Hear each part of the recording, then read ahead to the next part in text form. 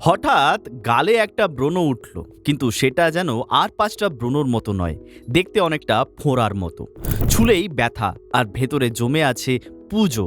যদি এমনটা আপনার সঙ্গে হয়ে থাকে তাহলে জেনে রাখুন, এর নাম সিস্টিক অ্যাকনে। আজকের ভিডিওতে বলবো কেন এটা হয় আর ঘরোয়া উপায়ে কিভাবে এর কষ্ট কমানো যায়। সিস্টিক অ্যাকনে আসলে কেন হয় জানেন? ত্বকের ছিদ্রগুলো যখন অতিরিক্ত তেল আর মৃত কোষ জমে সেগুলো বন্ধ হয়ে যায়, তখনই এই ধরনের ব্রণ দেখা যায়। কখনো কখনো হরমোনের মাত্রা গোলমাল হলেও এমনটা হতে পারে।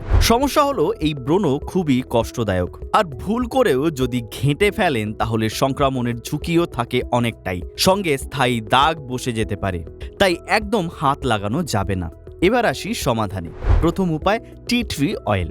এটা এক ধরনের এসেনশিয়াল অয়েল যা ছোটখাটো সংক্রমণ প্রতিরোধ করতে পারে। ব্রণ কমাতে এর ব্যবহার নতুন কিছু নয়, তবে খেয়াল রাখবেন যদি ব্রণ থেকে পুঁজ বের হয় তাহলে কিন্তু টি ট্রি অয়েল ব্যবহার না করাই ভালো। দ্বিতীয় উপায় হলো বরফ। ত্বক তেলতেলে থাকলে ব্রণর সমস্যা কয়েক গুণ বেড়ে যায়, কারণ তৈলাক্ত ত্বকে ধুলো ময়লা জমলে সেটা আরও ক্ষতিকারক হয়ে ওঠে।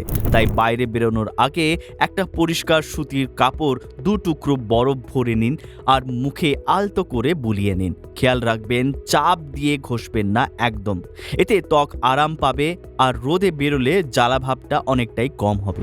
তবে শুধু ঘরোয়া উপায়ে সব সমাধান হয় না, কিছু জরুরি সতর্কতাও মাথায় রাখা দরকার। যদি হরমোনের ভারসাম্যের অভাব থেকে সিস্টিক অ্যাকনে হয় তাহলে প্রথমেই সেই সমস্যার চিকিৎসা করানো দরকার, এড়িয়ে গেলে চলবে না। এর পাশাপাশি মুখ সবসময় পরিষ্কার রাখুন, ফেস ওয়াশ দিয়ে ধুয়ে নিন, ত্বক বান্ধব ময়েশ্চারাইজার ব্যবহার করতে পারেন যাতে আর্দ্রতা বজায় থাকে।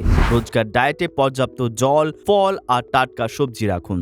আর চিপস, বার্গার, পিৎজা এর মতন জাঙ্ক ফুড একদম এড়িয়ে চলুন। তো এই ছিল সিস্টিক অ্যাকনে সামলানোর সহজ ঘরোয়া উপায়। আরও কিছু জরুরি সতর্কতা মনে রাখবেন, সমস্যা বেশি বাড়লে অবশ্যই চিকিৎসকের পরামর্শ নেবেন। ভিডিওটা ভালো লাগলে লাইক করুন, চ্যানেলটা সাবস্ক্রাইব করে রাখুন। দেখা হবে পরের ভিডিওতে।